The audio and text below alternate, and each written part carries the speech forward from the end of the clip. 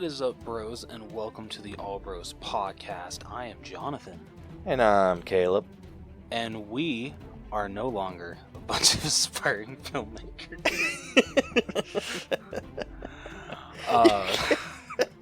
That was your big idea? Just saying, oh, we're not aspiring filmmakers anymore? I just want people to know the truth. Shit, man. Sorry, that was... No. So, we are two bros that love to critique movies, and that's what we do in our spare time. Even when each of us goes out to visit each other, the spare time that we get together, we just critique movies together. So, welcome to... Yeah, dude, we gotta come up with a script for this, because this is god-awful for what I'm saying. I can't make up shit on the spot. Yeah, no shit you can't. Hey, shut up. So yeah, welcome to the All Bros podcast. This week on the podcast, we got nothing for 4K Spotlight, unless you guys like The Untouchables. I've never seen it, but if you guys enjoy that movie, it comes out on 4K Steelbook as well as 4K. I honestly like the 4K cover better, which I feel is a rarity for me. So if I ever do pick this movie up, it will definitely just be the regular 4K cover, or 4K version, whatever. Then we got a new trailer to talk about for Through the Wall, the next Marvel movie coming out. We got the second trailer for that. And then our headliner of the evening, I know last week we said it was either going to be The Bad Guys or Chippendale Rescue Rangers, and Chippendale Rescue Rangers wins. So we'll be breaking that movie down. So it's going to be fun. Yeah, that's all I got. And yeah, this is how bad I am if I don't have a script to run off of that I've literally had to say for over 200 episodes. So yeah, dude, you know what's funny? It's freaking hilarious because that is the only part of our show that's scripted. Yep. We can jack up the opening so bad, but the rest of the show will go completely fine. There's It's nothing weird. else I have written down. I know that my description of how we break down movies is the same each and every week. That's just that's just something I've came up with on the fly and just am able to repeat. It's not scripted. I've never tried to script it. Nothing has been scripted other than the opening and our outro when we're talking about our social media and shit. Yeah. Which I think is pretty standard. But True. But still, I think it's so funny how we can jack up the opening super freaking bad. Oh shit. Well, before I F this up anymore, what do you say we get started? Say let's do it. Hello, my name is Brucker Nurse, and I want to tell you about my fun horror movie podcast called Autopsy of a Horror Movie. On my show, I like to have fun dissecting out what makes a horror movie scary, what worked for it, what didn't, what types of fears does it play off of. Is it an allegory for any sort of message? I don't know, but let's find out. Also, I like to watch slashers. I'm a big slasher guy, so I'll watch a slasher and do a kill grade for it. I will cover the kills and I will tell you how I would grade it based on shock, method, style points, and a fourth category that is a reflection of the movie. Besides those, I'll have fun with special topic episodes, commentary tracks, interviews with guests, including some Shudder directors, so I just like to have a fun time over here. If any of this sounds interesting to you or you just want to come check me out, please head over to Spotify, Apple Podcasts, or anywhere they listen to podcasts and search for Autopsy of a Horror Movie. Also be sure to find me on Instagram at Brucker Horror, where you get fun updates and some cool little posts that I do. Thanks for listening, and I hope that you get to enjoy the show, and I'll see you on Instagram. Bye.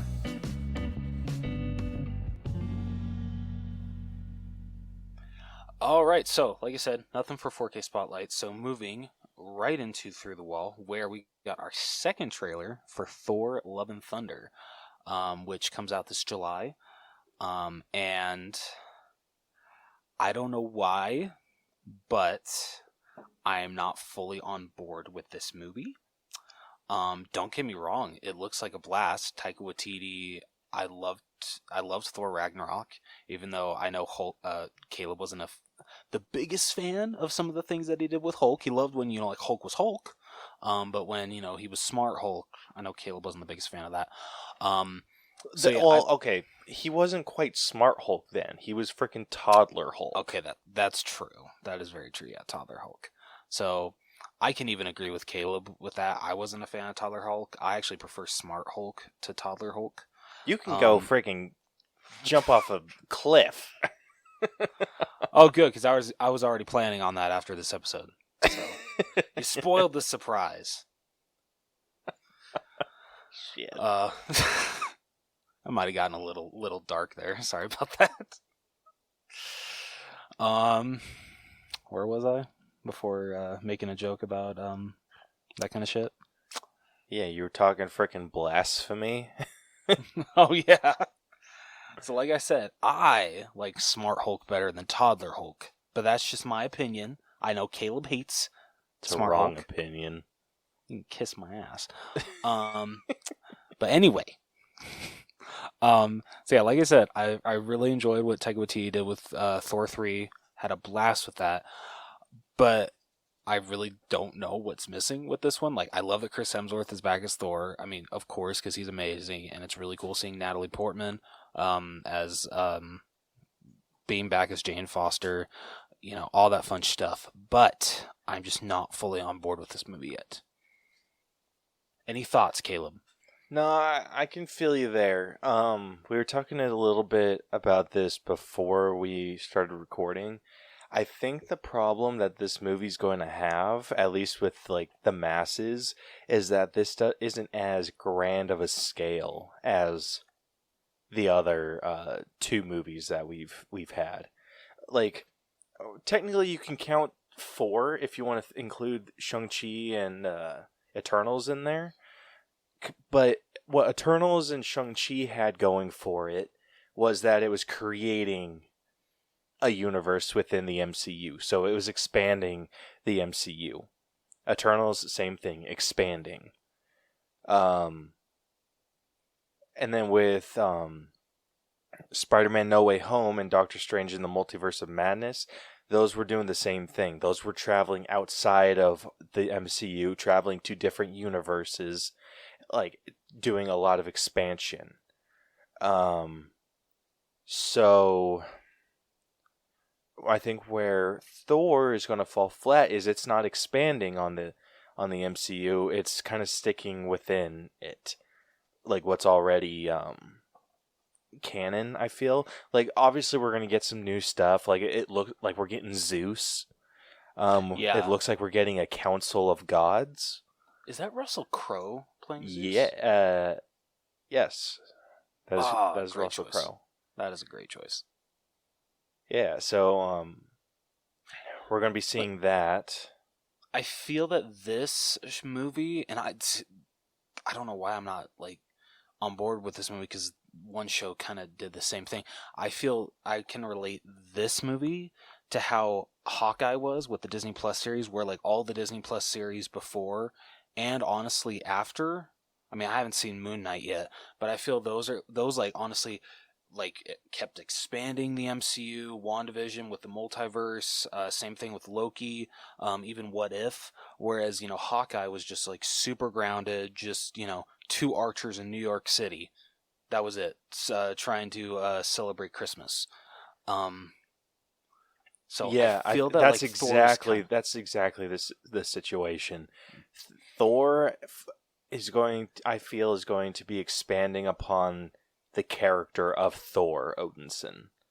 It's not going to be giving it's not going to give us like more multiversal craziness like No Way Home or Doctor Strange.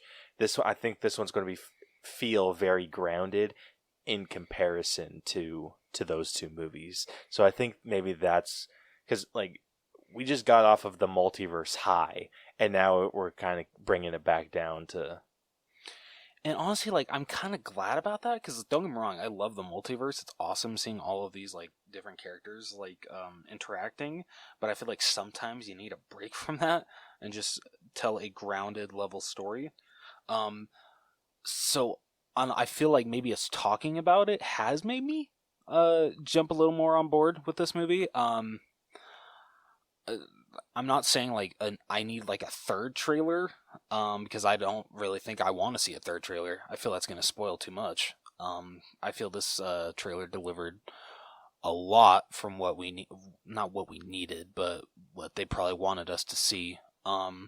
Because I know Kevin Feige felt that the promotional team for In the Multiverse of Madness, he felt that they spoiled a little too much for that movie. So I'm hoping that is not the case for this movie, because that's really going to suck that if most of these scenes that we've seen with Jane Foster as Thor are the only ones that are in the movie. Yeah. This is a tough movie for me. Like, I think what's most intriguing for me, like, because this trailer intrigued me a lot. Just the way that Korg was telling a story about Thor, almost like he's a myth. Yeah, I mean, a lot of people are just like, "Oh my God, Thor's dead."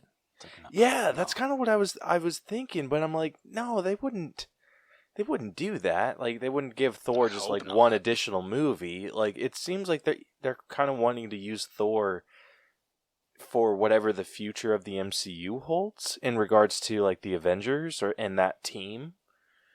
At least that's the vibe I'm getting. No, I agree, considering he's the only one of the main three that actually got a fourth movie. Yeah, so I think it'd be super weird for them to be like, all right, one more and done. Unless this is like their way of being like, okay, we're wrapping up his story. But it just makes me question, like, where's it going to go from here? Because I don't see, I mean, unless she's just like suddenly 100% on board again, I don't see Natalie Portman doing a multiple movie run as the mighty Thor. Oh, I don't either. I'm honestly amazed that she came back for this one. I know. Like, that's what, like, if they would have like done recasting or had like a different actress playing the mighty Thor, I would have been like all for it. I'm like, okay, cool. So this is where it's going, like kind of a passing of the torch thing. But it doesn't seem like that's going to be the case. It seems like she's been Thor for a little while. Yeah, which is, I want to see how that goes, because it seems like she's established and like she's sitting next to Valkyrie and on this like council, which someone was saying or pointed out, one of the gods sitting in front of Jane Foster looked like Bast, the Panther goddess for Black Panther. Oh, cool. So it seems like she's on a council of gods and everything. So who knows how long this takes place after Endgame. But Valkyrie's now the king of Asgard. It seems like her right-hand person is Jane. Because I know Hawkeye takes place 5 years after Endgame. 5 years? Mm-hmm. Shit. Either 4 or 5. I know, right? Yeah, when they said that, I'm like, damn. Okay. Shit.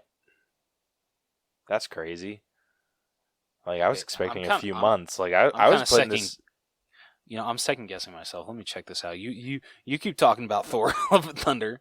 Yeah, so I think with Thor, I'm like, like I said, what sold me is I'm excited to see where this goes.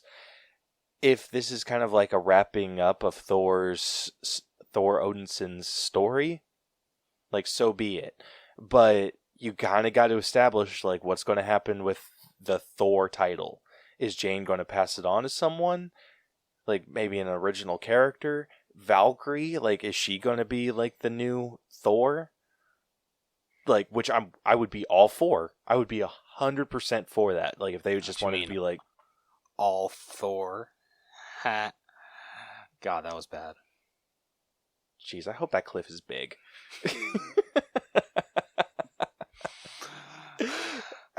Here, I'll quickly drive up to Moab and I'll let you know. I'll pick the biggest one. I'll pick the highest one just for you. I'll live stream the whole thing. Oh man. Yeah, so if they pass on the title of Thor to Valkyrie, I would love that. Because I can definitely see her doing a multiple movie run with the power of Thor. It's Tessa Thompson, right? Yeah, like Okay. I think she'd do incredible. Absolutely agree. Natalie Portman, tough sell. If Chris Hemsworth wanted to continue, relationship with her, I don't know what it is. Well, just because like for how, just how she is, she's like acted towards the MCU. Like she loves it one minute, and then she's like, "Oh no, I don't want anything to do with it anymore." It's like, make up your damn mind, woman. Yeah, exactly. Like it doesn't make sense. So I hope that this kind of clears it up of where everything's going to go. I mean, it'd be really cool to see Valkyrie take on the mantle of Thor.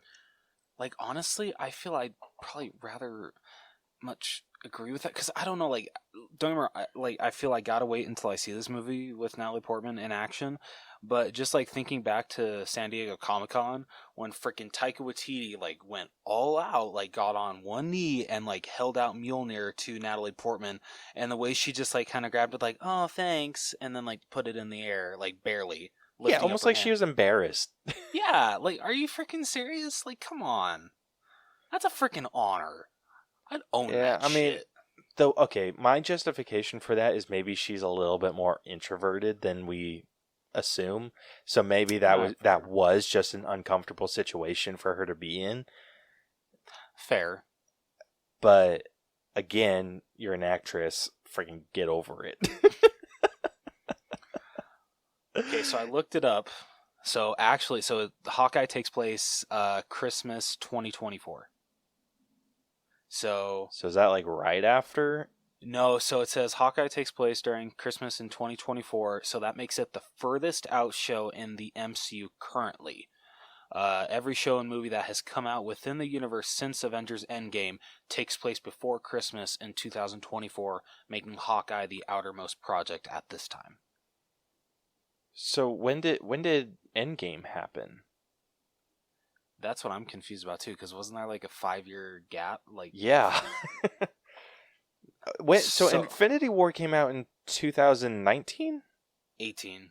18? So 18, 19, 20, 21, 22, 23. Okay, so technically Endgame ended in 2023. Oh. And so this is just a year after Endgame? I guess so. All right. Whatever. Yeah, okay. I hope they have. It's kind of confusing sometimes. I know. I hope they freaking have like a timeline somewhere in their like headquarters to keep it straight. Seriously.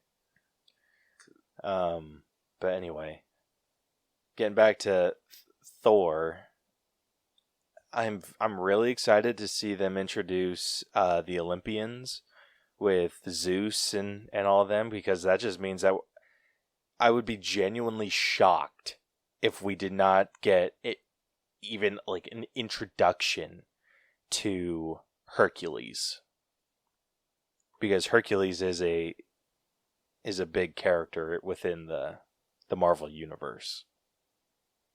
So if we do not get at least an introduction to Hercules, I'm going to be really upset. That's fair.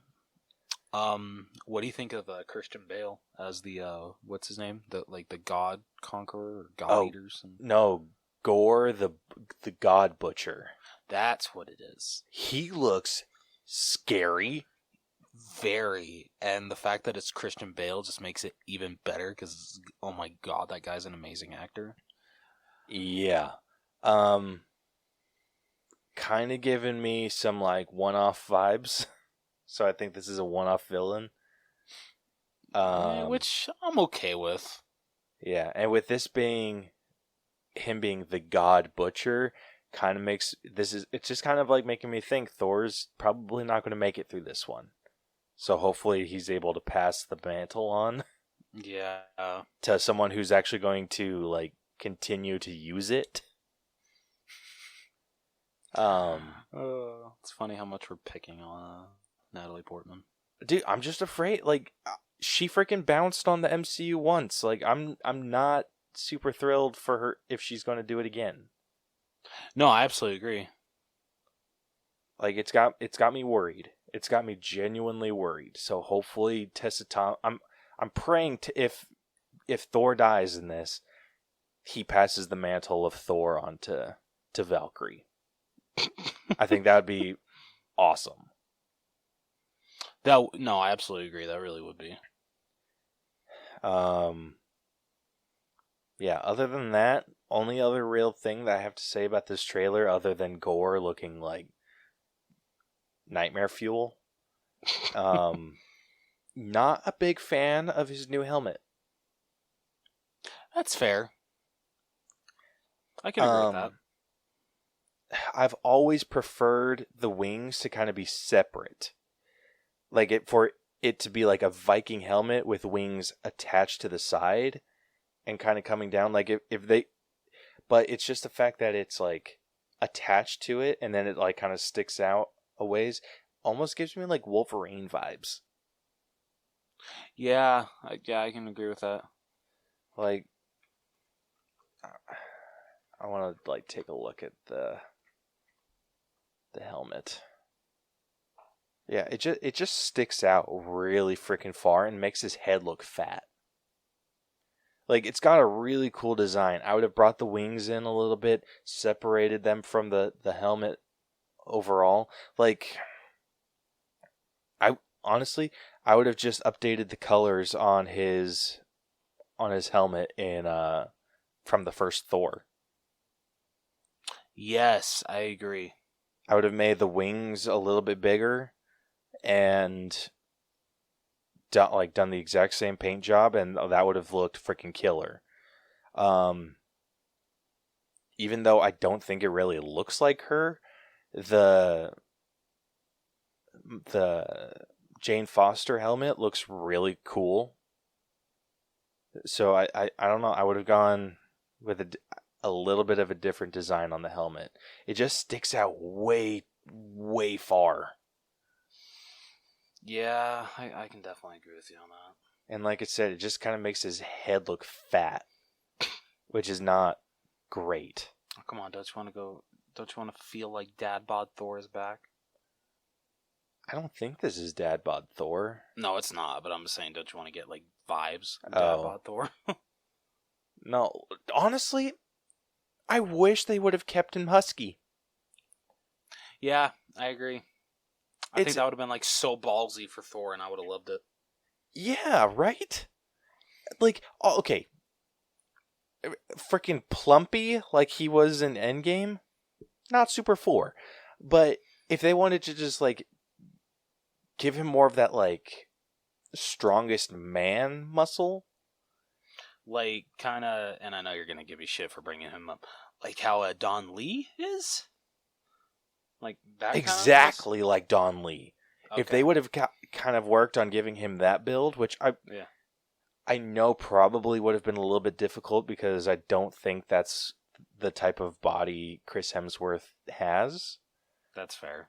Like I think Chris Hemsworth is just really like lean and obviously cut, but so I don't think he quite has that look about him. But I would have much preferred to see a huskier Thor instead of like full like back to chiseled. So no, I can honestly agree. And honestly, I loved his freaking look at the end of Endgame, where he had the freaking braid in his beard, and his hair was in so like cool. It was so cool. So kind of disappointed we're not getting that. But and then like I said, not a super big fan of the helmet. Other than that, everything else looks good. His other costumes look good. The action looks like it's going to be good. Freaking Gore seems like he's going to be a pretty decent villain. Did him butt naked look good? Damn right it looked good. Dude, are you shitting me? I'm glad it looked good. You know what? I'm sorry to say Chris Hemsworth ain't my type. So, anyone that was just like, oh my God, kudos to you. But I Dude, was just like, oh, you are in the minority on that. I know I am. I know I am. Like when that happened, I was just like, damn. You're just like hoping. Oh, so like when the movie comes out, it's not going to be blurred, right? Like it's actually gonna, I actually get to see his full on ass, right? It's kind of cool. Like, have we ever seen Thor like Actually, we've seen him like completely shirtless a couple times, right? Yeah. So one was Age of Ultron. Right. Okay, so and- the Ragnarok, tattoo is right? new. Yes. Yeah. Usually he doesn't have anything. Yeah, so the tattoo is kind of a nice touch. Which is, it's kind of cool. Like, did you see what it was? I did not. It was Loki. It's Loki's horns. Oh, that's a nice homage to his brother. I like that. Right? That's sweet. Hell, could you imagine how pissed he's going to be if he ends up being alive? Again.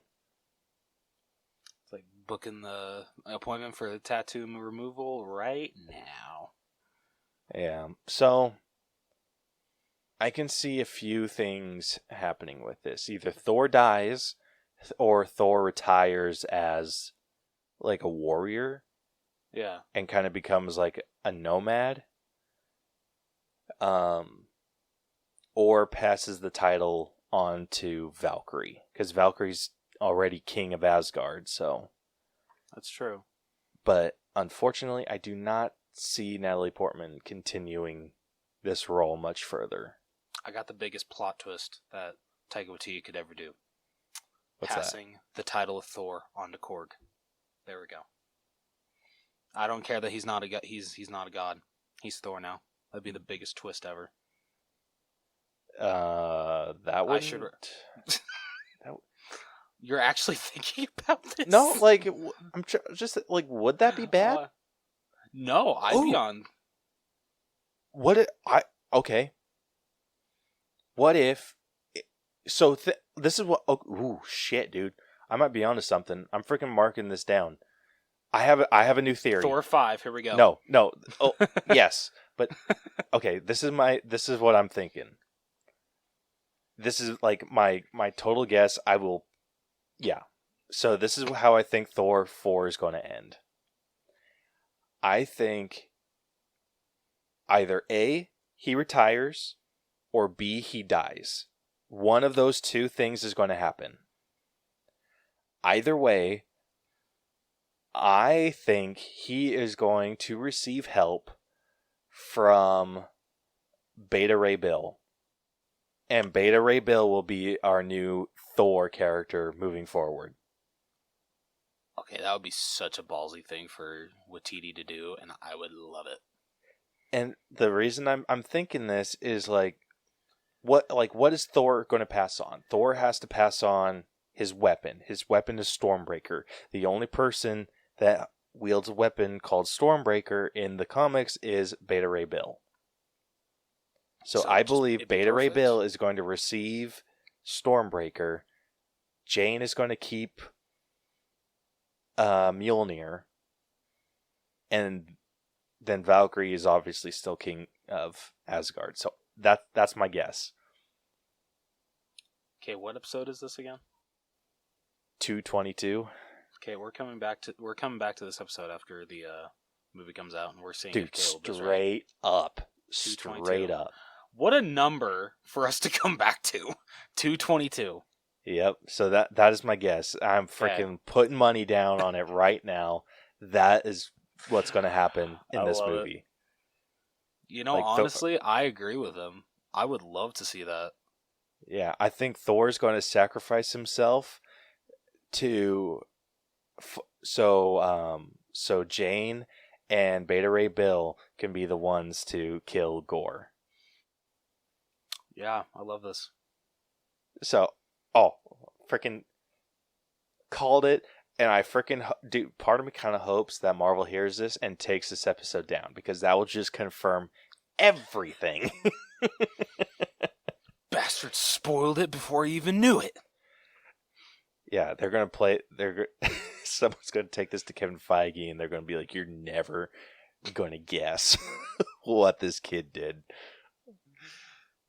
I would say guy, not kid. Yeah. Now I'm thinking about it. I'm like, "You're 26 years old, Caleb. Yeah. You're not a kid anymore." I mean, if you want to, like relive your childhood days, and like, by all means, go for it. But I don't think they're gonna walk up to Kevin Feige and be like, "Sir, this 26-year-old kid." Yeah, that was a bit of a stretch.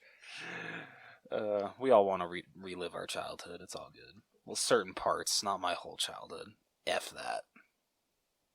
Yeah. So anyway, that's my guess. I love it. And because this is also what I'm thinking too. Like, this is also kind of what's just confirming it for me, or not really confirming it. Think about all the issues that I just stated that I had with Thor's helmet. It makes his head look fat, right? Yeah. Well, if you throw that on a character that has a really long face, it kind of evens it out. Yeah. And then the colors, like if you think about Beta Ray Bill's colors, it's very golden blue. God damn it, you son of a bitch. Dude, like, I shit you not, I will scream in the theater. Like, dude, I will stand up. I want to fly out just to see this movie with you, so I can just experience that moment with you. Oh man, dude, I would flip my shit. Just I can imagine like Kale just standing up. I called it, you motherfuckers! I called it.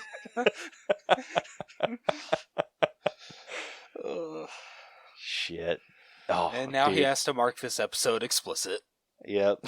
Sorry. Dude, I'm gonna freaking lose my mind if this comes to pass. I will be the MCU prophet. Oh shit. Anyway. Excitement level. Honestly, now I'm at a 10. I was originally at like a 9, maybe like a strong 8.5. Like, that's like bare minimum, but yeah, I just talked myself up to a 10. And I'm not even sorry about it. You know what? I was sitting at an 8, but yeah, all of this, just talking about it, yeah, I'm at a 9 now. Hell yeah. That was freaking awesome. I'm pumped. Yeah.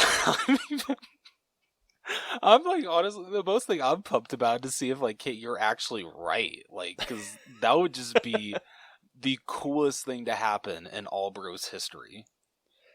Oh my gosh. I will seriously stand up in my theater and just scream, I am a god! Oh, shit. Oh. That'd be the bomb. That'd be amazing. Anyway, that's all I got to say about that. I love it. Okay, well, that's it for Through the Wall.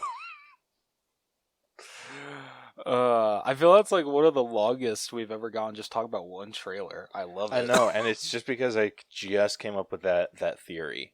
That so we'll awesome. see. I love it. That was freaking awesome. All right, what do you say we jump to our headliner of the evening? I say let's do it.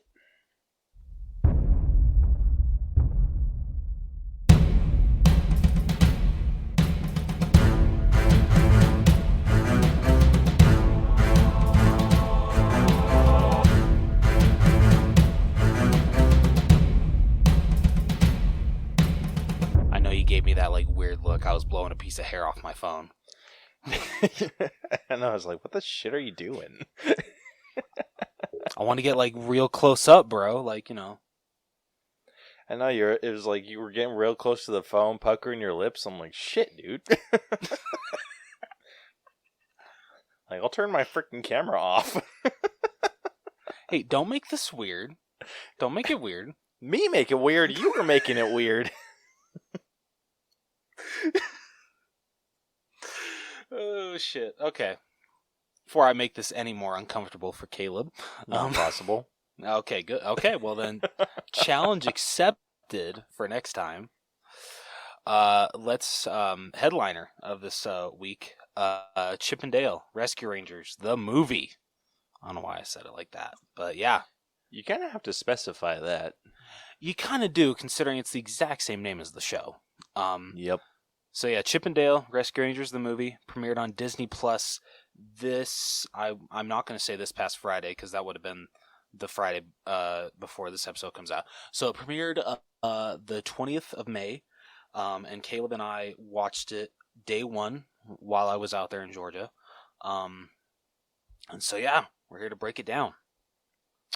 Caleb, do you want to let everyone know how we break down movies on this podcast? I would love to. So, if you are new to our breakdown system, we have split movies into 8 different categories that we individually score to come to a final All Bros letter grade. The 8 categories that we score are story, writing, acting, character development, effects, music, costumes, and then we give our own personal grade at the very end. All of those numbers get magically added up into our algorithm and spit out a letter grade for us.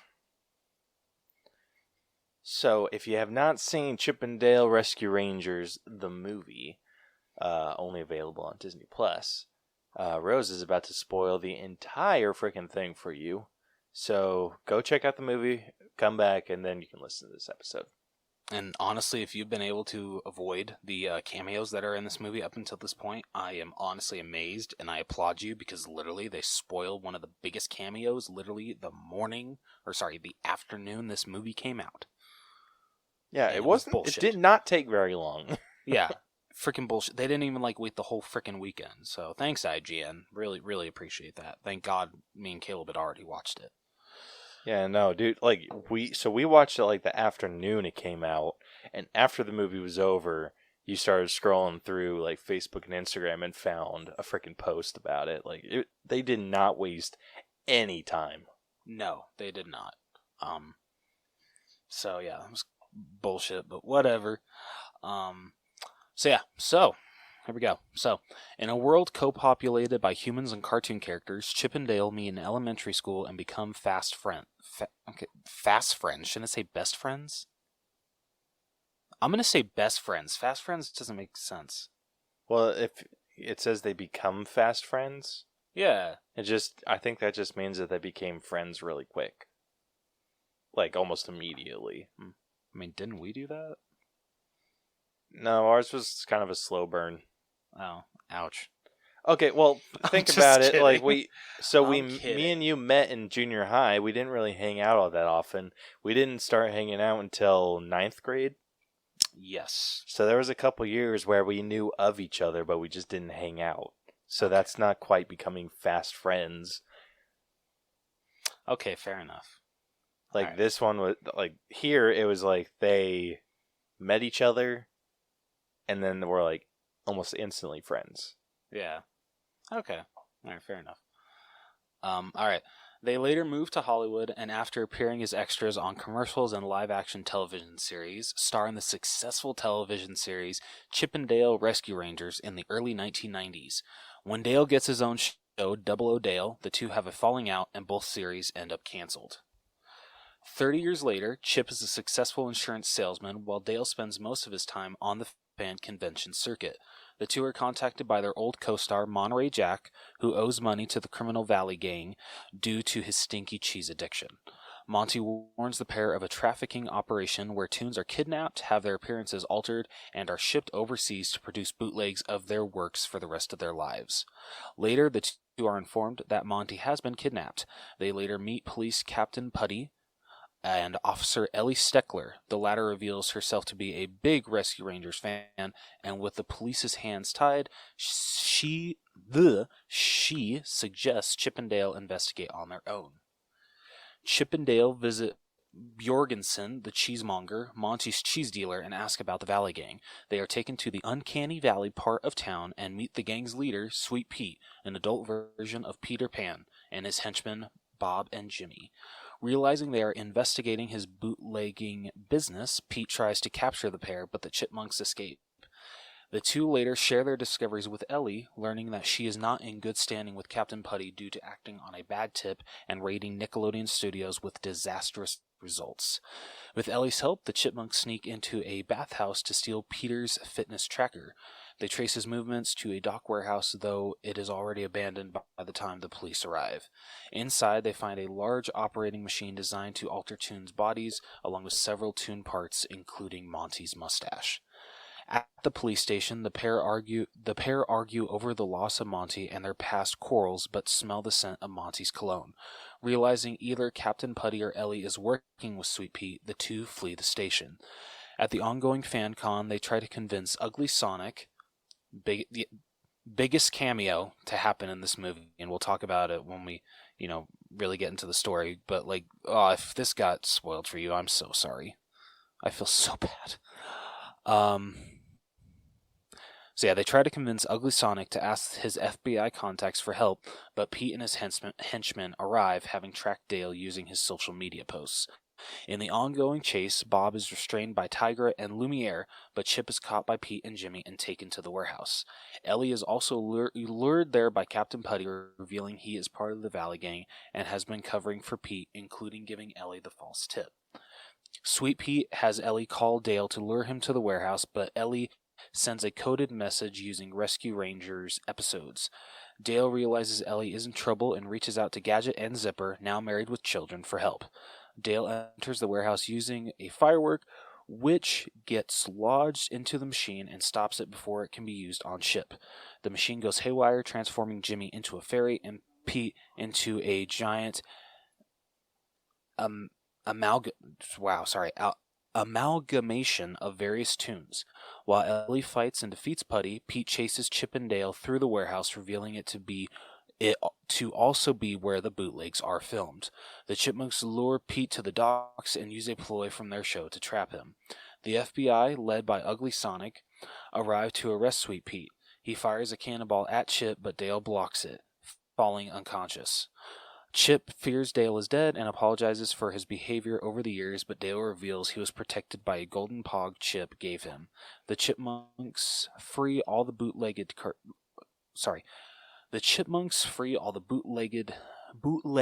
Toons, including Monty, and the Rescue Rangers reunite. Dale introduces them to Ellie, who decides to open her detective agency. As the team departs, Dale again proposes a Rescue Rangers reboot, but Chip insists on seeing the script first. The end credits show the Valley Gang in prison, Monterey Jack restored to normal, and the Rescue Rangers reboot being released to great success. Hell yeah. Yeah. Alright, first up, this was way better than I thought it was going to be. I thought this movie was gonna suck. I thought it was going to be so freaking bad. I wasn't dreading watching it. I was still, interested, but I did not expect to like this movie as much as I did.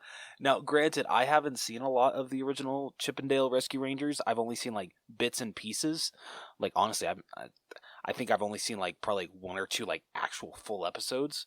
So honestly, after this movie, I feel I really need to sit down and watch the original show. Yeah, I tried sitting down to watch it. It's very slow paced. Oh, really? Oh. But it does have something about it that's really entertaining. But yeah, I think me and you we freaking thought this movie was gonna blow. But it was really good. This is basically the unofficial Who Framed Roger Rabbit 2. Seriously. This had so many freaking animated cameos, and it was ridiculous, which I just found out just looking, because One of the cameos in there is Roger Rabbit, which I thought was funny. Oh, That's like what made it stand out yeah. to me. I'm like, oh yeah, this is basically Roger Rabbit all over again. Because, yeah, don't they do the Roger Rabbit with Roger Rabbit? Yeah, Yeah. that's exactly what they do, dude. And it's so funny because like now that I'm thinking about it, this is basically just a rehashing of Who Framed Roger Rabbit. You know what's really sad? I've never seen Who Framed Roger Rabbit. So, a quick Speaking synopsis. of that, did I send you that code? Yes. Okay, sorry. Carry on. So, really, just a quick synopsis of Who Framed Roger Rabbit. Let me look that up real quick. I mean, I know everyone simps over Jessica Rabbit, like, a little too much, like, geez Louise. Yeah. Okay, it's a little bit different. It's a tune-hating detective is needing to prove the innocence of Roger Rabbit when he is accused of murder. But it's kind of the same thing. Tunes are going missing, and there's like someone needs to go find them, and it's like that detective and Okay. and everything. So it's the same premise. Tunes are going missing, but the only like difference between the two is like there's this dude like melting them. Jeez. Yeah, and it's played by Christopher Lloyd, which is Perfect great. casting. But yeah, this is basically just a rehashing of Who Framed Roger Rabbit, and it works really well. Yeah. Freaking, I know. When we first watched this, like, and we saw like all of the cameos, especially the Ugly Sonic one. Me and Kill were just like, how in the hell did Disney get away with that? And actually, I think I sent the video to you because I didn't. I wanted to find out how they did it, and the fact is they used the what is it called? The parody law. Because like they changed his like look a little bit and like they added the jacket and they call him Ugly Sonic instead of just Sonic, they literally don't have to pay Paramount shit because he's just a parody of it. Dude, that's not the only people that they have to worry about, though. Oh, I know, but like I feel like that's like the biggest one that I thought. Absolutely, absolutely, that is the biggest one. But you gotta think they freaking referenced Nickelodeon. They referenced freaking South Park. Like, they had South Park in there. They had, like, freaking Muppets. Shrek? The Shrek shampoo. Oh, yeah. Yeah, they had the Shrek shampoo, which is DreamWorks. Then what studio does Tigra belong to? Tigra. What character is Tigra? Is she? She's from Masters of the Universe, isn't she? So she's like He-Man and everything? Yeah, I think so. Okay, so if she's from He-Man, that's like Cartoon Network. Or it might be Fox. Hold on, let me see. So does not technically make it Disney?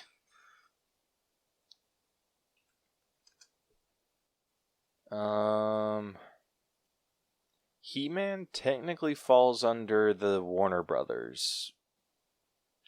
Oh, okay. Shit. So, yeah, because... Okay, yeah, if we're speaking of Warner Brothers, freaking yeah, so they have Tigra, they had E.T., they had Batman. Yep. So they must have made a deal with Warner Brothers. Dude, I'll bet you like 70% of this film's budget was just getting... Like or licensing? Half of it. Yeah, half of it had to be getting the licensing. Yeah, no joke. It was ridiculous.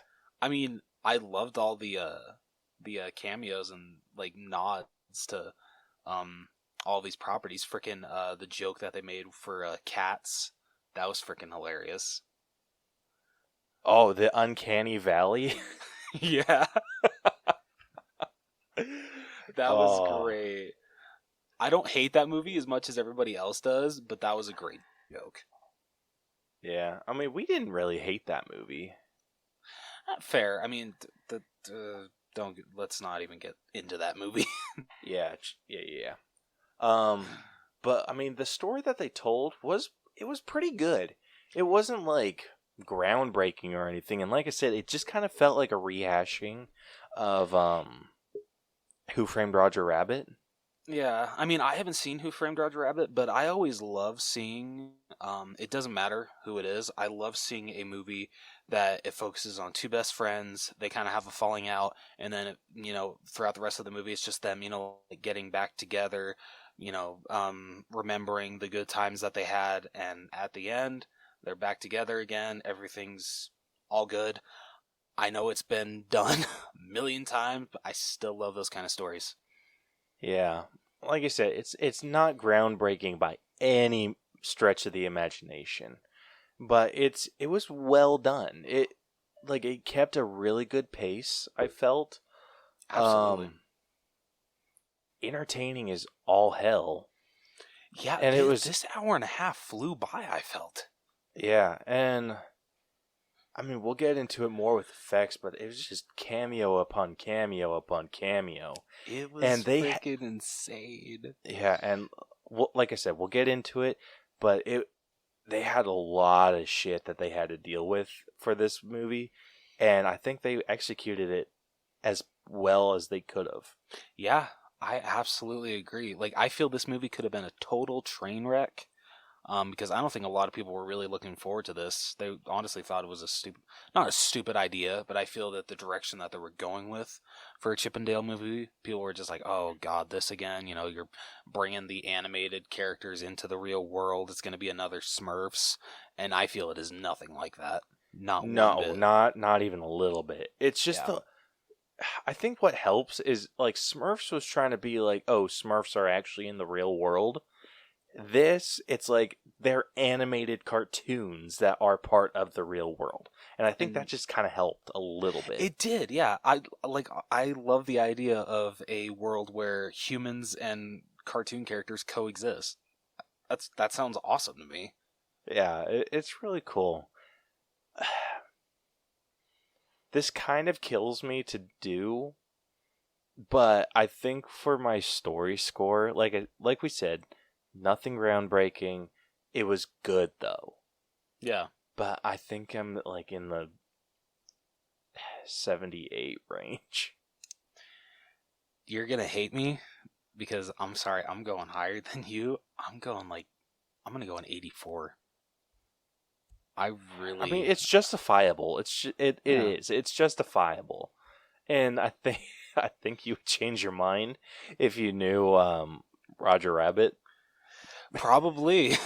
But maybe that should be like one of our not mini breakdowns, but like one of the movies that we just break down on our list on like Instagram. Yeah, yeah, dude, we could totally do that. Sweet. Yeah. If I don't watch it by October, when I'm out there, let's add that to the list. Oh hell yeah! All right, next up we got writing, which I do feel was a bit stronger. Yes, I feel not a whole lot though, because I think it was like that's kind of messy. Yeah, I mean, I feel all of the writing for the moments between Chip and Dale are really good, and I feel that also comes across with the acting, because that scene at the beginning where they're in I'm assuming it's Dale's trailer, and Dale brings up the whole, hey, I got this, new show by myself, and Chip's just like, hey, if you do that, they might cancel the show. Do you realize how stupid this is? And freaking when Dale's just like, well, I am the dumb one, and just they have this like really sad moment between each other, and Dale's just like, I'm tired of you like always saying that you saved me, whereas when we were kids we saved each other. And so it's a very sweet moment. I feel actually the writing is really strong in that scene, and honestly, like any like sweet moments that Chip and Dale have together are not only well acted, and we'll get to the acting score, but I feel are also very well written. I feel these two characters are, even though I've never seen the show, I feel that these two characters are very well written, and their personalities definitely really do shine through. Yeah, they really do. I mean, obviously this is kind of showing a personality outside of the characters they portrayed in the show. So it was kind of like they had to add a little bit of a level of not maturity.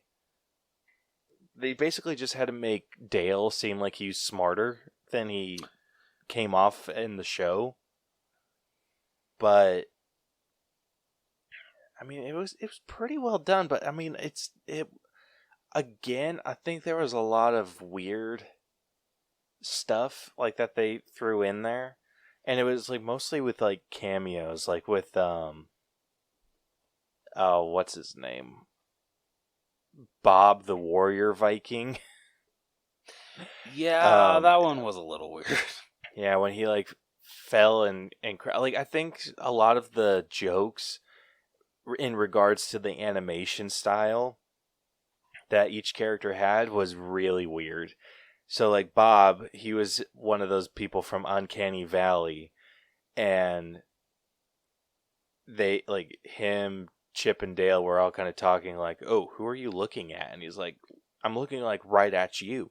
And it like that, it was like back and forth for like way too long. And I'm like, okay, freaking just get on with it. And then it's like they just kept addressing it, which I mean, the one time that I felt like they addressed it and it was still it was actually funny was when Bob ran into Pumbaa, who was voiced by Seth Rogen, because Bob the Warrior Viking was voiced by Seth Rogen, and then he ran into Pumbaa, and then he ran into Mantis and Bob, who are all voiced by freaking Seth Rogen. So it was super funny. It's just like, what are you looking at with Bob the Warrior? And then Pumbaa's like, your cold, dead eyes.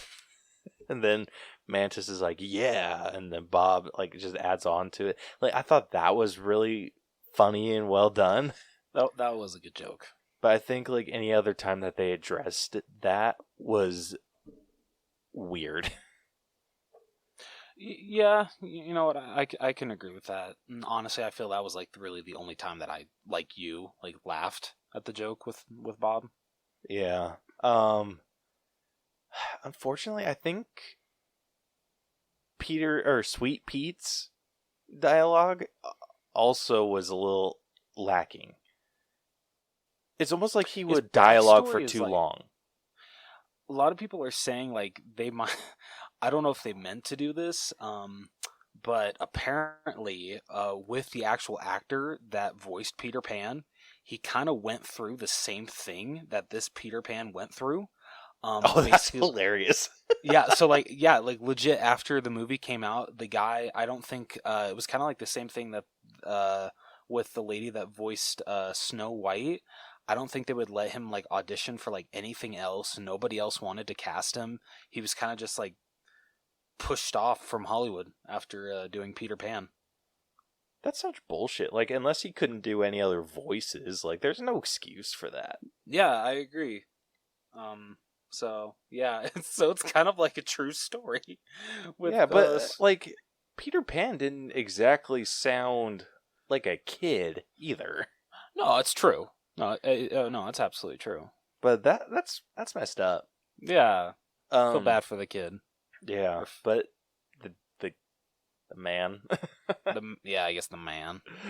But what I was getting at with Sweet Pete, I think he dialogued for way too long. Like, I kind of felt myself kind of like zoning out and like not really paying attention to what he was saying. Like, yeah, really often.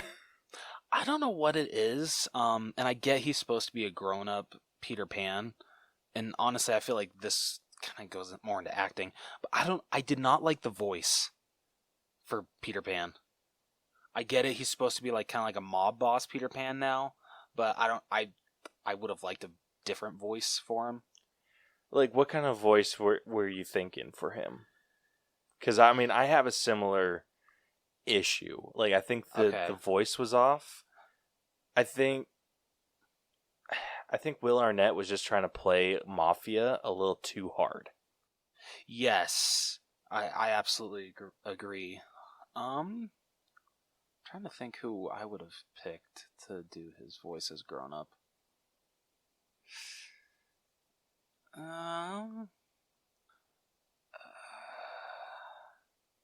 That's like really hard. Do you have any ideas? Are you would choose? That's tough. I mean, because I think part of the running gag is that puberty just hit him really, really hard.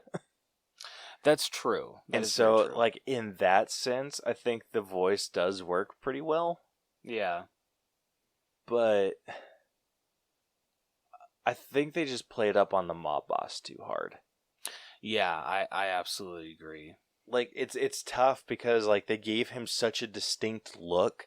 It's just, like, he was still wearing the Peter Pan outfit, but it was just, like, it was too small on him. Like, his freaking gut was showing. He was balding. Like, he had all these things that kind of make you think, okay, yeah, it's like a deep voice mob boss. I think maybe it was accent, because I think he, like I said, he was going a little too, like, Italian with it. Yeah, that's true. So I think, like, if Will Arnett would have gone with maybe just his normal voice. Yeah, I think that would have been okay with me. I think that could have worked. Ultimately, like, the voice I was able to get over, what got me was the freaking dialogue. Because anytime he was on screen, it's just like he would talk way too freaking long. And his, like, plans were super overcomplicated, and you're just like, ugh, gosh, just, like, let's go.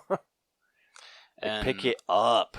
He, I feel he says kind of like one of, like, the kind of more of one of the dumb jokes of the movie, considering, like, you can see it coming a mile away when he has Chip cornered, and he's just like, you know what, I've always been more of an Alvin and the Chipmunks kind of guy. I'm like, of course you got to make that joke. Yeah, like, I think I might have talked myself down with writing, because I initially thought it was going to be a little higher, but I think I'm lower.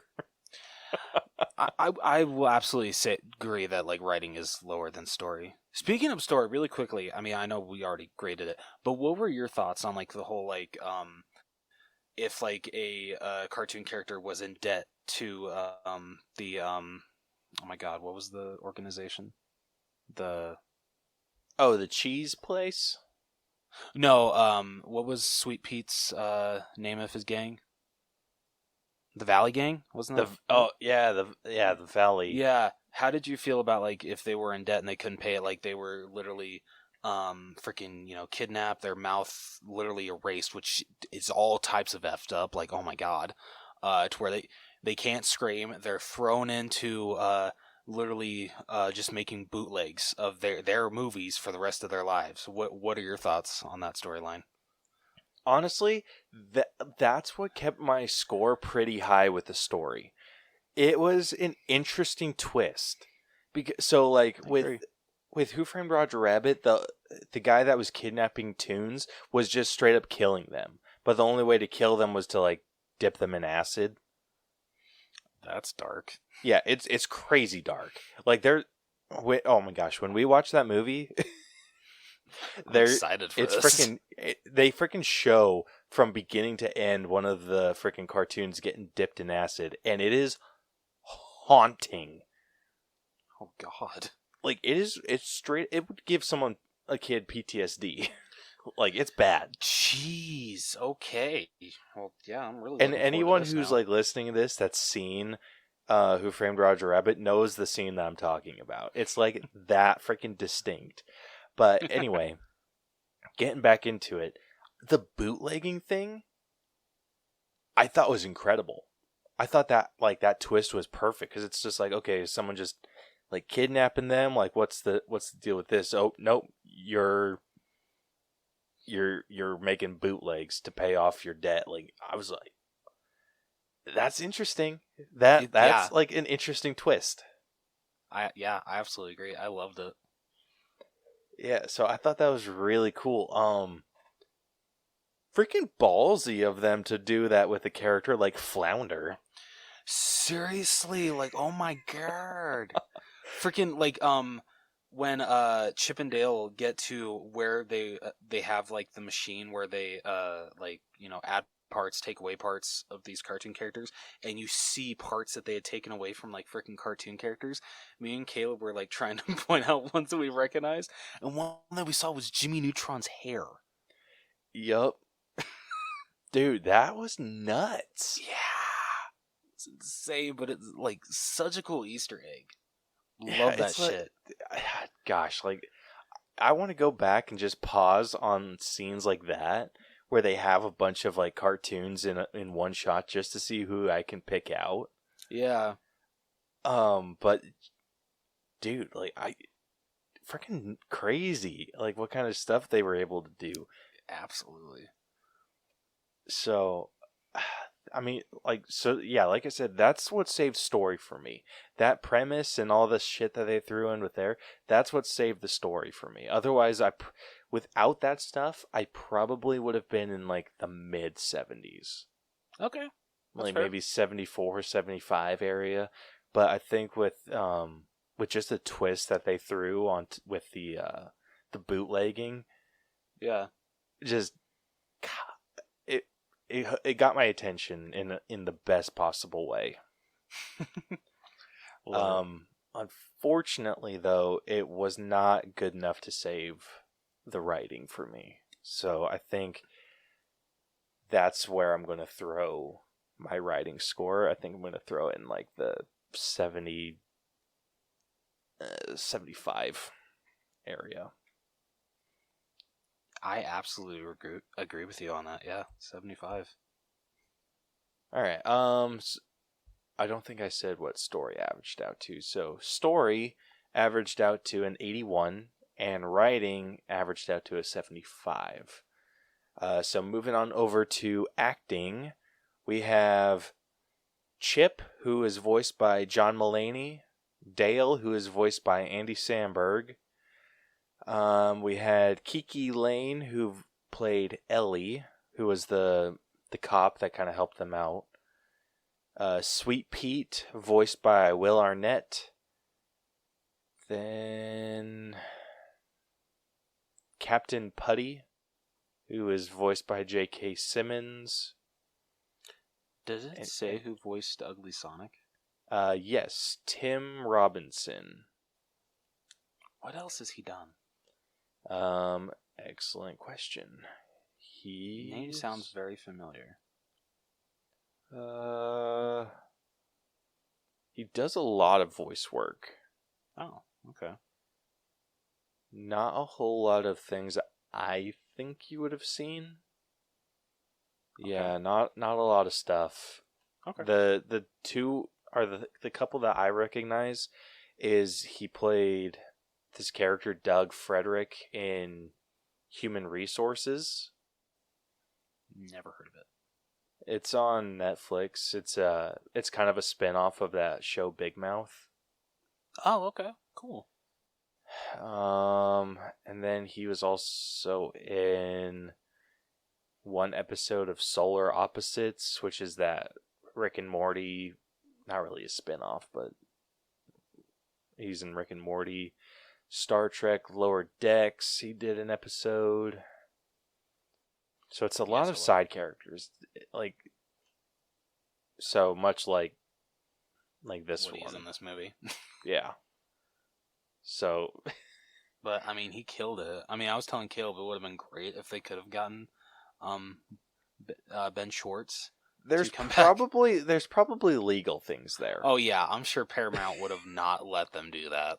Yeah, they would have, like, Disney would have like gone into the meeting, just like barely gotten the question out, and they'd be like, hell no.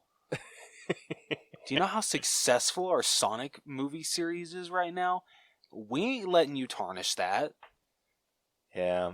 So I mean, for this movie they had a really good cast. So I mean, we just listed off the ones that were like main characters or just kind of like bigger roles. Some of the smaller roles, Monterey Jack was voiced by Eric Bana. No shit. Yeah, that's what I thought too. I was just like, Guy does an amazing accent. Holy shit. Yeah. DJ Herzog Gennaric, who I think is the Snake, was Oh, okay. voiced by Falula. I don't know who that is. He's kind of a YouTuber. He played Javelin in the Suicide Squad. Oh shit! Okay, cool. Zipper, the fly from Chippendale Rescue Ranger, like the show. He actually had a voice in this, and he was voiced by Dennis Haysbert. Wait, so the original voice came back to do his voice in this one? Okay, technically. Oh, okay. Okay, so in the show, Zipper doesn't talk. He only makes like the zzz, like sounds. Oh. So that lady came back and did the original voice, or did Zipper. So like the the one that did noises. the sound effects, she came back to actually voice him. Yeah, so she came back, but that's Zipper, cool. like when he was like talking normal, Yeah. Oh. was voiced by Dennis Haysbert, who most people would recognize as the Allstate guy. No shit. Okay. Yeah, that's awesome. Keegan it sounds like it. Yeah, Keegan Michael Key was in this. He played the cheesemonger, so that the Muppet that ran the cheese thing. No shit. Yeah. Oh my god. Freaking awesome. Let's see. Tress MacNeille. She did the high pitched Chip and Gadget. Oh, that's awesome. Seth Rogen played Bob the Warrior Viking, Pumbaa, Mantis, and Bob. Which is crazy because like Mantis was from Kung Fu Panda, and then Bob was another DreamWorks. Yeah, from Monsters vs. Aliens. Yeah. Let's see. Anyone else? Wait, who was the lady that did the voice of the High Pitched Dale, or was it High Pitched Chip? High pitched Chip. So she only did the voice for High Pitched Chip, not High Pitched Dale. Yes. So she did high pitched Chip and Gadget. Okay. Kind of shocked that she didn't just do both Chip and Dale. Yeah. High pitched Dale and high pitched Dale and high pitched Zipper were voiced by Corey Burton. Oh. Okay. So I think that was like the original voice. That's awesome. That's cool. Some other people of note, Jim Cummings came back and he voiced Fat Cat, Pooh, Tiger. I mean, it was a bootleg. Remember? That's right. Yeah. Pete and Darkwing Duck. That's awesome. I love it. Let's see. Jeff Bennett voiced. I want to see what he's done. See if he was like the original. Oh shit. So he's So Jeff Bennett voiced Lumiere in this, and I'm trying to see if he like actually voiced Lumiere. I mean, if he didn't, that was a pretty damn good impersonation. Yeah, he's one of those voice actors that works a lot. Ah, okay, makes sense. Guys, do you know when Beauty and the Beast came out? I think early 90s, like 92 or 94. Shit, he has done so much stuff. He's the voice for Johnny Bravo. No shit. Okay, 1991. 91? Alright. What's this guy's name again? Jeff Bennett. So, 1990... Shit, it's like all the way at the bottom. Okay, does not look like he voiced the original Lumiere. Yeah, the original Lumiere was voiced by Jerry Orbach. Okay, so yeah, he did a good job voicing Lumiere.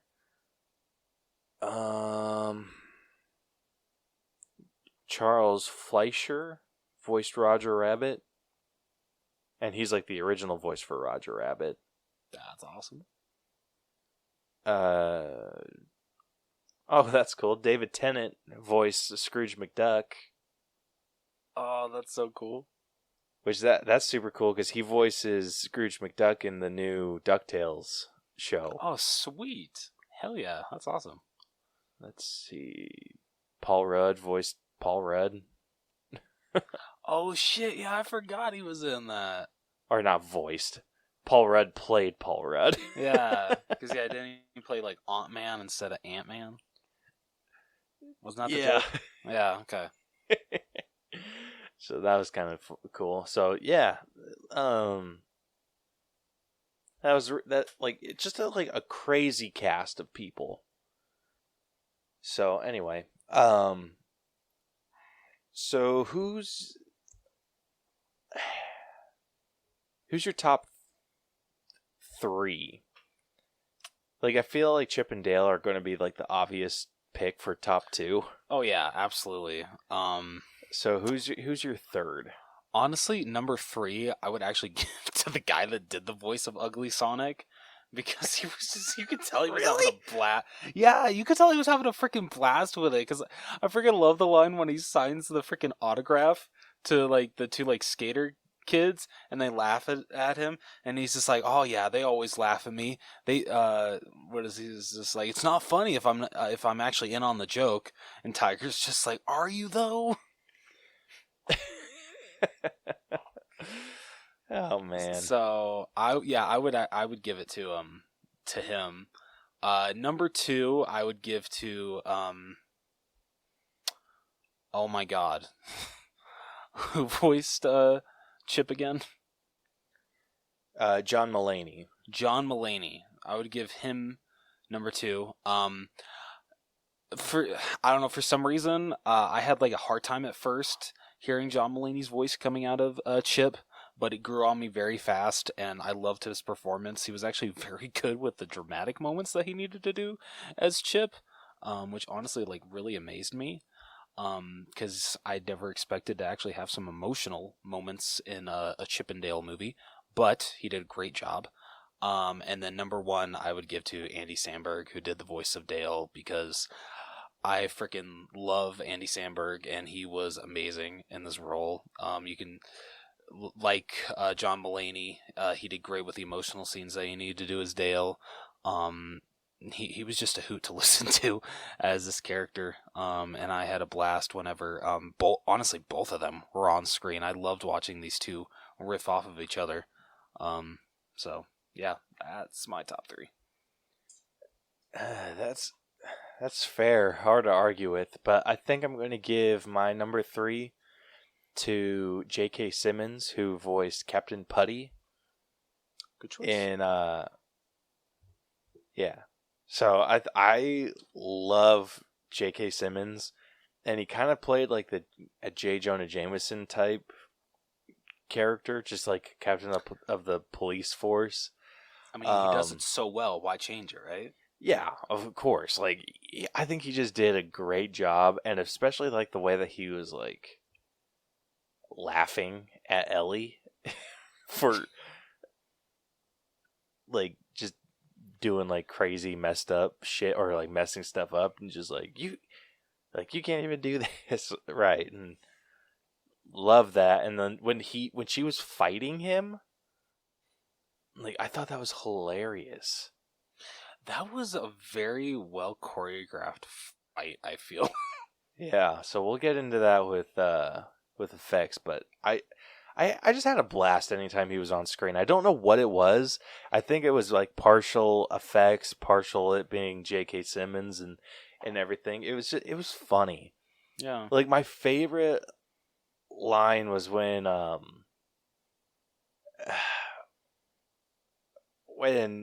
it was Chip thinking that it was Ellie that was going to be the betrayer, but it ended up actually being Captain Putty.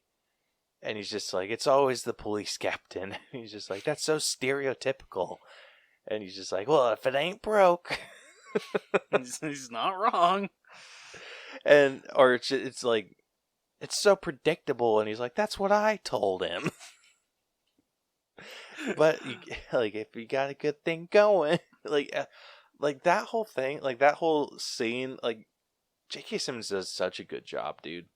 He really does. Like, he has like the perfect comedic timing, has like the perfect freaking voice.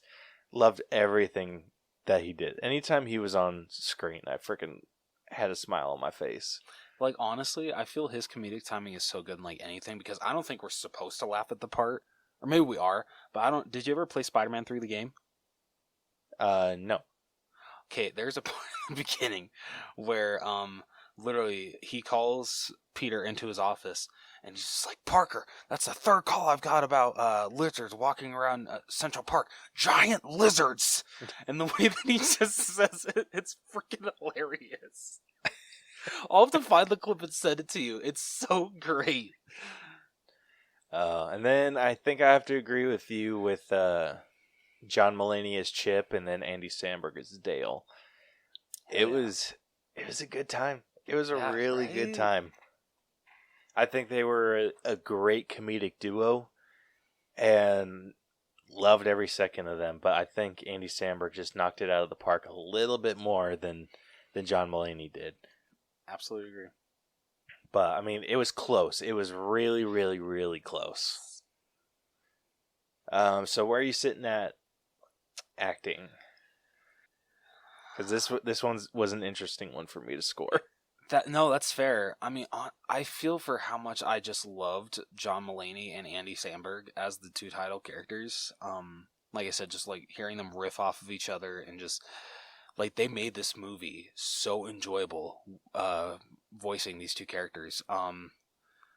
So you know, I'm gonna go a solid 80. Damn, that is actually exactly where I was at. Hell yeah. I wrote all my scores down before. Oh, okay.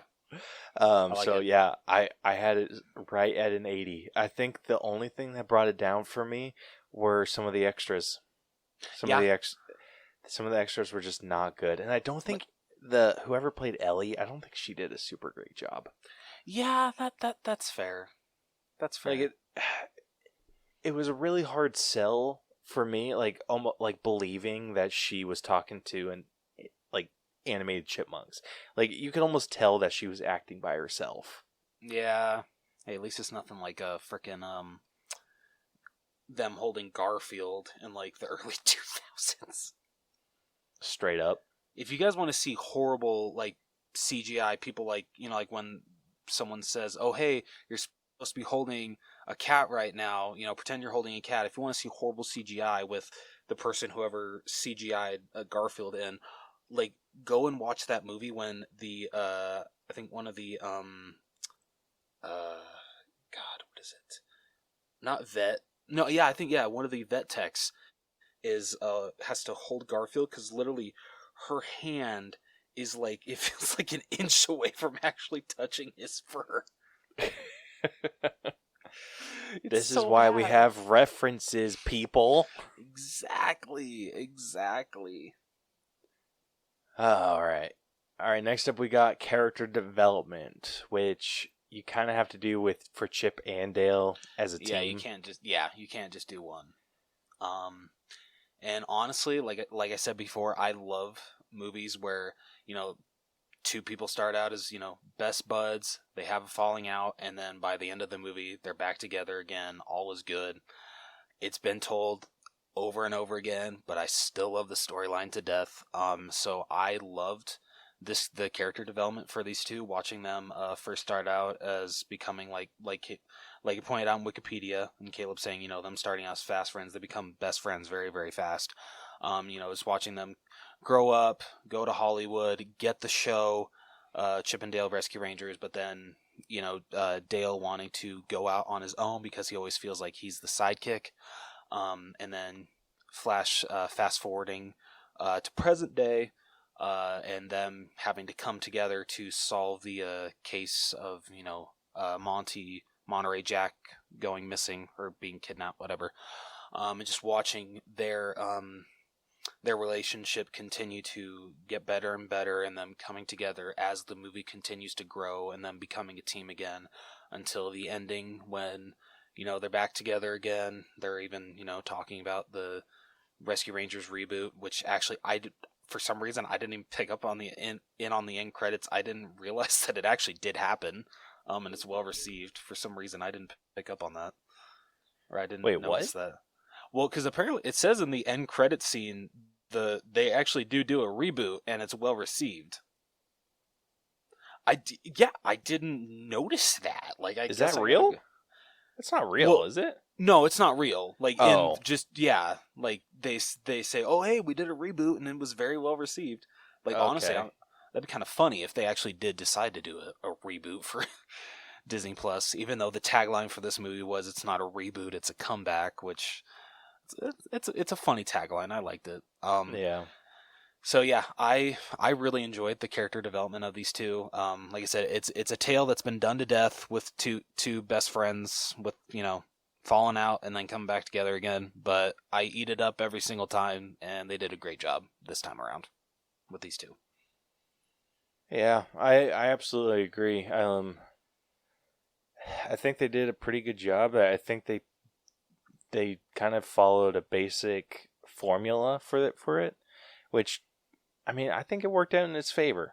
I didn't hate it one way or another, but I mean, it was a pretty good arc for them. So where are you sitting at? I don't know. Like I said, I know it's been done to death, but I still eat it up every single time. And like Caleb and I both agree, they did a very good job telling it this time around. So I'm going to probably go a little higher than I was with acting. So I'm going to go like an 82. Yeah, for me, it just wasn't. It kind of had. It had a lot of predictability in it, in the way that they handled some things. So I'm not quite. It was still good. I mean, don't get me wrong. It was still good. So I'm not docking for its predictability. It's just overall, it was a pretty average arc. So I think I'm going to be a little lower than you and be down at an 80. So about the same as my acting score. Fair enough. All right, next up we got effects, and I think this is where the movie kind of shines. Yes, because I mean, definitely going to get to like all the animation with the extras, but I didn't think that seeing Chip still like hand drawn kind of thing, but like in like the real world, and then Dale getting like they make like the CGI surgery joke that he gets that just so he can like help out his career, which I think is a really funny joke. Seeing those two together, I thought it would look like super weird, but it didn't. They actually like pulled it off very well. So yeah, there's that. You got freaking, what was J.K. Simmons' character again? Captain Putty. Captain Putty. The freaking claymation on him looks super, super good. Dude, this is exactly what Who Framed Roger Rabbit was like. I mean, back then all they had was like the 2D animation. So they had a bunch of different drawn styles, like drawn art styles. What made this stand out is they had hand drawn, they had freaking claymation, they had CGI, they had like the basic 2D animation. Like they had a shit ton of different animation styles in this. And they didn't make it overwhelming at all, which was incredible. Like it's freaking nuts what they did. Yeah. So cool. Like, oh my gosh. Like, it didn't look awkward when, like, Tigra, who is hand-drawn, was interacting with Dale. Same thing with Lumiere, because he was hand-drawn. It didn't look weird when he was interacting with Dale. Yeah, they just did such a great job. Like, holy shit. Yeah. One thing I was really impressed with that I kind of saw... So, I didn't notice this when we were initially watching it. I noticed it in a trailer, for Chip and Dale, when Chip and Dale are running through the Indiana Jones prop thing, and like here, let's get a disguise, and they run through, and it's basically just his outfit from Chip and Dale Rescue Rangers. I didn't notice this, but his costume, like his jacket and the hat that he had, were a different animation style than his body. Like, they weren't hand drawn. Like, he ran through and they were CGI. Oh, and that's so cool. How did I not notice that? Yeah, I started I had it, like, it was interesting because it froze and paused on that, and I just kind of like started to notice. I'm like, wait, that's not a hand drawn jacket or a hand drawn hat. Like, those are 3D. So like they threw a 3D on their 2D animation. I mean, I know technically Chip was a 3D character. Like, obviously, just it's kind of like how they did what's that movie called? Claws, that Netflix movie. It's like, still haven't watched that. Oh, dude, you're missing out. Oh yeah, I've heard. This holiday season, I'm sitting down and watching that damn thing. Yeah. But yeah, it was just kind of like along those lines where he's still 3-dimensional, but they do all like the line work to make him seem like he's more 2D. So, I mean, it worked really, really well. So I was very impressed with the effects in this one. Yeah, like, I did not expect to be so impressed, but holy shit. Jeez, this one's high. Yeah, same here. Like, are you in the 90s? I am very much in the 90s. Hell yeah. I'm trying to decide whether I'm in the low 90s or the mid, but I'm leaning more towards mid. Yeah, you know what? Screw it. I'm gonna go at I'm gonna go at 95. I might go one lower than you, down to 94. I do think that there was a little jankiness at times. Not a whole lot, but just occasionally.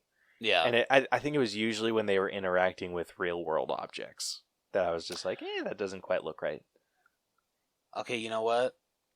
You just put in a really good what I remember when Chip was walking home from his job, and he had the AirPods in. It looked so freaking. It looked like they weren't even in his ear. Like, it looked super. That's actually one of the few that I thought was fine. Really? Yeah. Because I actually, I'm gonna actually dock it for that, because I don't know, it just looked super weird to me. It didn't look like they were even in his freaking ears. I don't know what it was. But maybe it's because he has chipmunk ears, so they like hold out or a little bit more. Yeah, maybe. I don't know. I'm probably just being an asshole.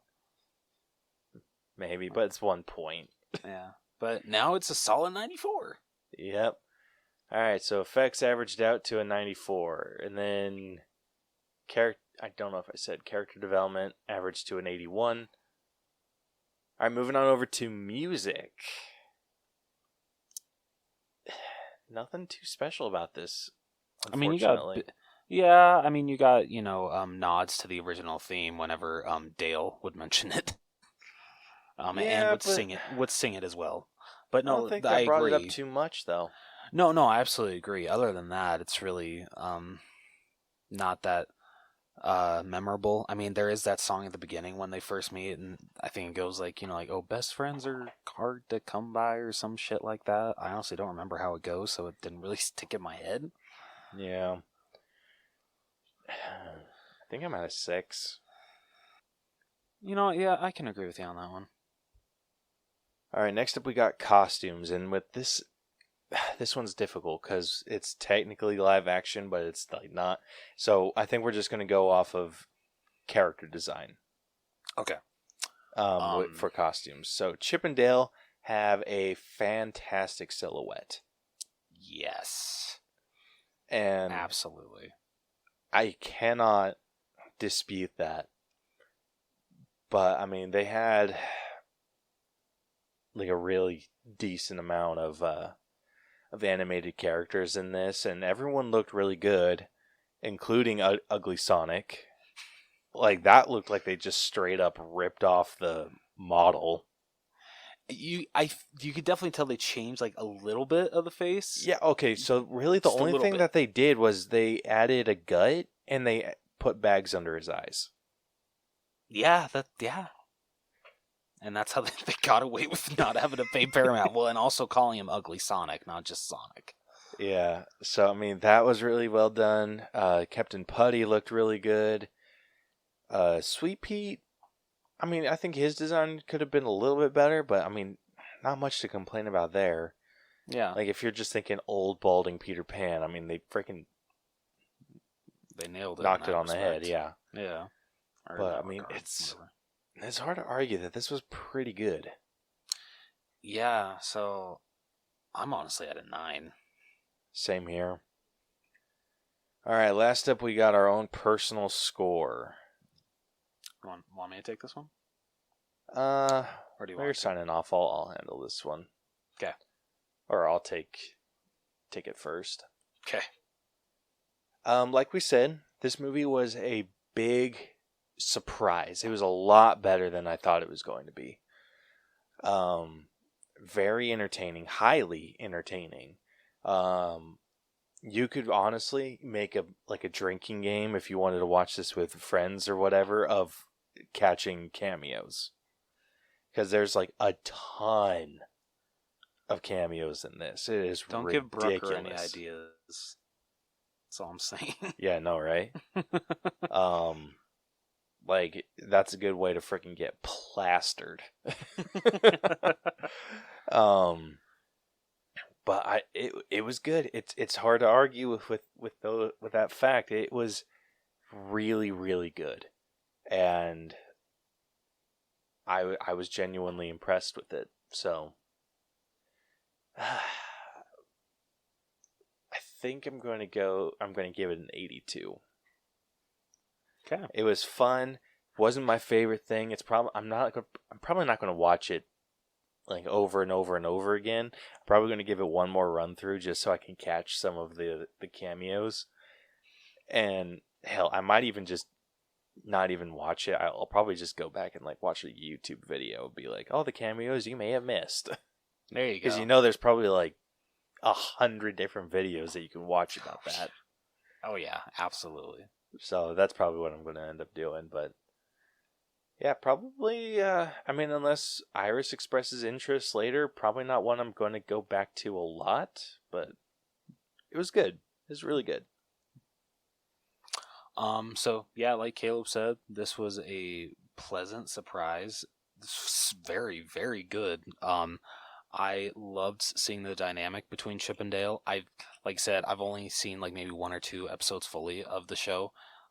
So I've never gotten to be able to see the full dynamic between these two in the show, and so I'm basing the dynamic that I see of Chip and Dale off of this movie, and what I do see, I absolutely love. I loved John Mulaney and Andy Samberg as these two characters. Honestly, I feel you could tell that they were having a blast voicing these two guys, or these two chipmunks. Everyone else did a great job. The story is surprisingly actually very well thought out with the whole reboot storyline. That really surprised me how good that was. And honestly, I feel I probably will be revisiting this movie a couple more times because I really enjoyed this movie. I was not expecting to enjoy this much, but this is one of the biggest surprises of this year so far. Like, honestly, I had a freaking blast with Chip and Dale Rescue Rangers. So I'm going to go a couple points higher than Caleb. I'm going to go an 85. All right, well, that averages us out to an 83.5, which concludes this week's breakdown. And the final All Bros letter grade for Chip and Dale Rescue Rangers has come to a B-. Not bad. Not bad at all. That actually scored a lot higher than I thought it was going to. That makes me happy. All right, so let's see where that's at. It's actually one of our higher B- movies. Sweet. So out of 23 B- movies, it is ranked at number 4. Wow. Yeah, really That's freaking awesome. solid. So it is sitting at an 82.43%. Okay. Yeah, so that puts it below The Hunt, which is at an 82.47. Puts it below Mulan, which is at an 82.62. And then puts it below The Greatest Showman, which is at an 82.93. Not bad. Yeah. Then that puts it above Let's Be Cops, which is at an 82.37. Puts it above Ron's Gone Wrong, which is at an 82.31. It is above The Magnificent Seven, which is at an 82.12. Wow. It's above It Chapter 2, which is at an 81.95. Yeah, that's fair. And then finally, it is above Rogue One, which is at an 81.93. Not too shabby. I like its placement. Yeah, I think it has a really good placement. So that was just all the B- movies. I think I'm interested to see what else it's like under, because we usually go 5 up, but there are only 3 movies above it. Oh, yeah. The other 2 movies that's above it are Jumanji: Welcome to the Jungle and Shazam. But those 2 movies are both a B movie. Gotcha. So yeah, I think it has a great placement. Yeah, I absolutely agree. Like, honestly, I couldn't be happier with where it's at. Yeah, same here. Like, freaking great placement. Yeah. Absolutely. Well, do you have anything else you want to say about Chippendale Rescue Rangers? Nope. All right. Well, if you like what you hear and you want to hear more of our amazing voices, be sure to follow and subscribe to us wherever you listen to podcasts. We are damn near everywhere. Apple Podcasts, Google Podcasts, Spotify, Stitcher, all that fun jazz. If you can't find us, you are just on the wrong platforms. It's your fault. So, Yep. you can also catch all of our episodes on YouTube if that is your preferred place to listen to your podcast. You can also follow us on our social media, where, along with our email, you can DM us with any episode ideas you have, answers to our questions of the week when we actually do post them. Or if you would like to join us for an episode, we would honestly be glad to have anyone. We love having guests. We have a blast with them. Haven't had one bad guest yet. I hope I didn't just jinx it. I'm knocking on wood here. No, every guest that we've had on has been great, and I mean, there's some that I keep in contact more than others, but I mean, I consider all of them friends. No, that's awesome. No, I'm glad to hear that. No, that is awesome. So those social medias are Facebook is Facebook.com/The Allbros. Twitter and Instagram at The Allbros. TikTok at The Allbros. And that's where we also post like some bonus videos. Yeah, like we're actually knocking those out, which feels awesome. Yeah. So yeah, if you guys go check out our TikTok right now, we actually posted 2 new videos over the past couple days. So definitely check them out and expect a lot more to come. We're actually staying on top of TikTok. Yeah, or trying to at least. Yeah. If you would prefer to contact us through email, you can email us at theallbroschannel@gmail.com. And if you want to check out our website where you can learn a little bit more about us, you can find it at www.tinyurl.com/theallbros, where if you want a design that Caleb has made that has not been taken down by a studio yet, that is the best way to get merch. But if you prefer to actually go to a merch store, and why the hell did this just scroll all the way to the top? God damn it. We actually made a couple sales since last week. Wasn't it more Monster House ones? So one of them was Monster House. Okay. The other one, surprisingly, was Child's Play. Hell yeah. That's, honestly, I'm amazed that, we haven't gotten yelled at for that one. I know, right? That one. Okay. Since Child's Play, I have tried really, really hard not to just take images and put them over. I try to create everything from scratch. That is the ultimate goal. The only thing that I do not create from scratch is the fonts that I use. But I feel like that one's a little bit more justifiable. And even then, I try to find, with any font, I try to find one that closely resembles the movie font. So, I mean,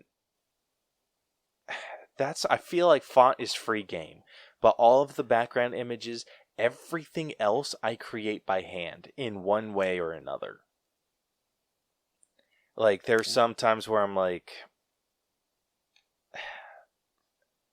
I'll take stuff for reference. So if I need to draw something, I'll grab an image for reference, but I'll still freaking freehand it. Yeah. That being said, Child's Play, I just straight up ripped off a bit. Did you just take a picture of the overalls and then put the Allbros logo where in the knife? Buddy. Oh yeah. The only thing that I added to that was the knife.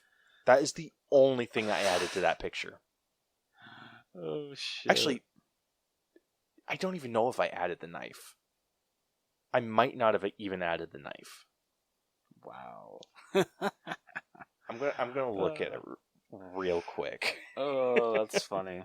Just so I can confirm. Anyway, continue. Well, like I said, if you want to get a design that hasn't been taken down by a studio yet, visiting our website is the best way to do that. But if you prefer to go to actual TeePublic to buy your merchandise, you can find us at teepublic.com/user/the Allbros channel. Yep, and confirm I did not add that knife. The only thing I added was our frickin' logo. And do you just put it over the Buddy logo that was on the overalls, right? Yep. Love it. That is all I did. And that didn't get taken down? I know. And frickin' Birds of Prey, which I frickin'... Dude, I'll bet you money why it didn't get taken down is because MGM is still such a small company that they can't afford to frickin' take Well, it's not even down. a matter of affording it. You could just report it. Okay, that's true, but I'm sure they will take any publicity that they could get. Probably. Where's my Birds of Prey one? Sucks that we'll probably never get a Child's Play 2. I Makes me know, sad. right? But, oh well. Yeah.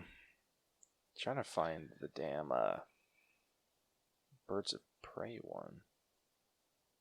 Yeah, that one was freaking bullshit that one got taken down. Such bullshit. Yeah, dude, they freaking want to bitch about that. I freaking took... So the silhouette of Harley... So the font, I made myself. That is one font that I completely made myself. So the font itself is just a basic Arial bold. And then the circles or the holes for the A, B, and R and O, all of those I did myself. Yeah. And then the silhouette for Harley Quinn I took from a cosplay picture. What the hell, Warner Brothers? Yeah, that is total bullshit. Well, before we get more mad at studios, next week on the podcast, we will be breaking down the Bob's Burgers movie. Hell yes. So, yeah, this is going to be a blast. I freaking waited years for this movie, and I can't freaking wait to see this one. Oh, I'm pumped, dude. Right? I'm so pumped. It's going to be great. So, you can look forward to that next week. But until then, this has been the All Bros Podcast. I'm Jonathan. And I'm Caleb. And we will catch you guys next week. I almost said deuces. So long. Deuces.